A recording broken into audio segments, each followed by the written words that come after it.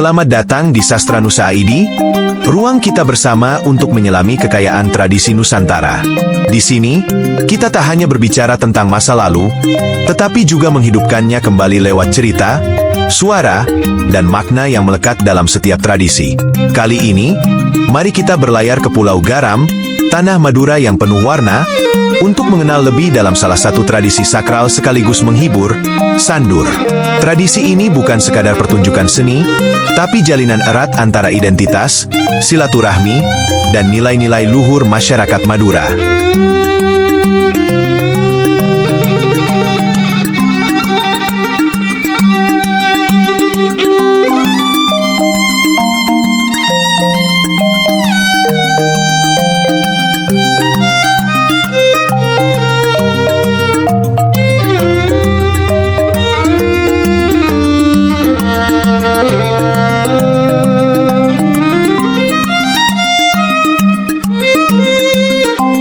Indonesia, negeri yang membentang dari Sabang sampai Merauke, memang tak pernah kehabisan cerita tentang kekayaan budaya. Di antara lautan adat dan tradisi itu, Madura hadir dengan karakter kuatnya, yakni keras namun hangat, kaku namun penuh cinta. Salah satu wujud dari ekspresi budaya itu adalah tradisi Sandur. Secara definisi, Sandur termasuk sebuah pertunjukan rakyat yang hidup dan terus menghidupi nilai-nilai kebersamaan, kesetiaan, dan spiritualitas dalam masyarakat Madura. Sandur adalah lebih dari sekadar tontonan. Ia adalah tuntunan. Di beberapa daerah di Jawa Timur, nama Sandur memang kerap muncul dengan makna yang berbeda-beda. Tapi di Madura, Sandur memiliki identitasnya sendiri yang begitu khas, sebuah pertunjukan seni yang berpadu antara nyanyian dan tarian, dilantunkan dalam bahasa Madura, dan dijalani sepenuh hati oleh para anggotanya. Yang unik, lagu-lagu dalam Sandur tidak hanya dinyanyikan, tapi juga ditarikan. Tidak ada koreografi yang rumit atau latihan yang melelahkan. Semuanya berlangsung secara spontan. Para penari, yang disebut lenggek, adalah laki-laki yang berdandan seperti perempuan. Dengan sanggul, riasan wajah, dan gerakan tubuh yang lemah gemulai, mereka menyanyikan tembang-tembang Madura yang syahdu.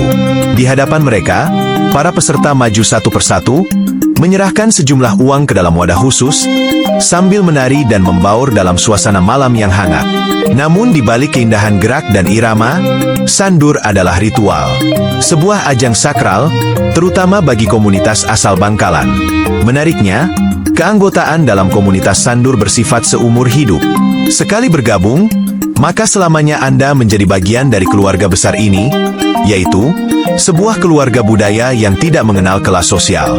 Dalam satu acara Sandur, Anda bisa melihat ratusan pria berkumpul, mulai dari masyarakat biasa, pedagang, hingga pejabat seperti wali kota, anggota DPR, bahkan politisi nasional.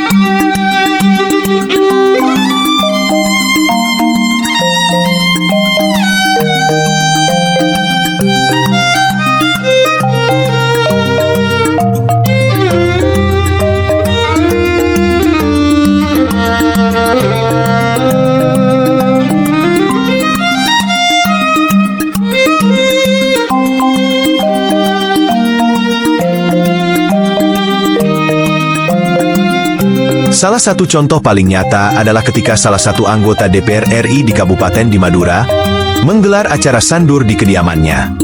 Bagi beliau, Sandur bukan hanya pelestarian budaya, tapi juga sarana untuk mempererat silaturahmi antar komunitas Blatter, sebutan untuk para tokoh atau orang terpandang di Madura.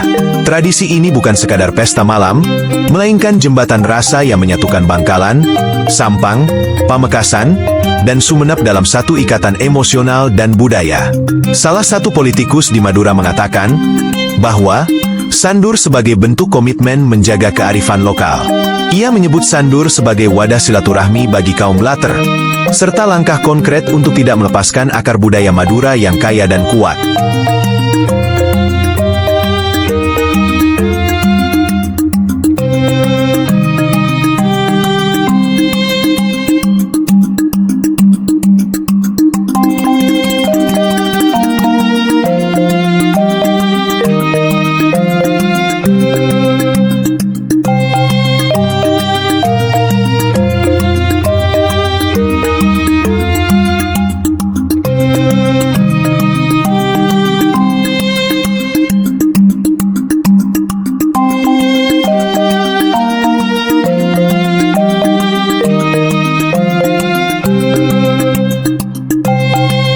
dalam praktiknya, sandur tidak dilakukan sembarangan.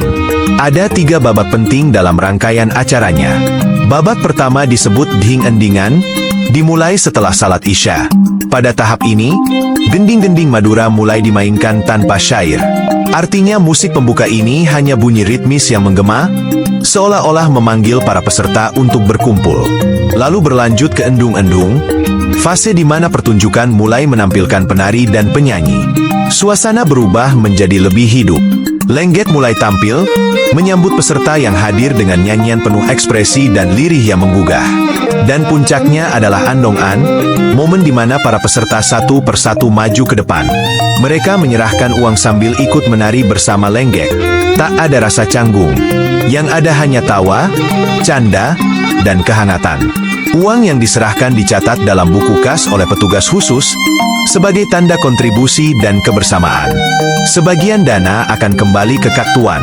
Sebutan bagi tuan rumah malam itu, yang biasanya sedang punya hajat seperti syukuran, khitanan, atau niat keluarga lainnya.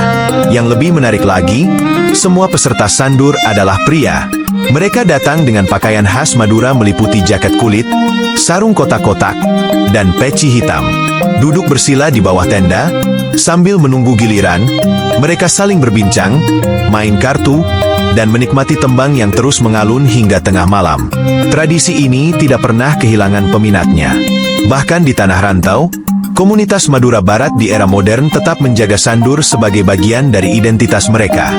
Jalanan kampung bisa saja ditutup hanya untuk memberi ruang pada panggung budaya ini. Tidak ada gedung mewah, tak ada panggung tinggi. Tapi justru disitulah kekuatannya, yakni kesederhanaan yang syarat makna. Sandur adalah refleksi tentang siapa kita sebagai bangsa. Kita bisa berbeda dalam banyak hal, tapi di dalam tradisi, kita bisa duduk bersama, saling menatap, dan menyadari bahwa dalam darah kita mengalir nilai-nilai yang sama. Kebersamaan, penghormatan pada leluhur, dan cinta pada tanah kelahiran.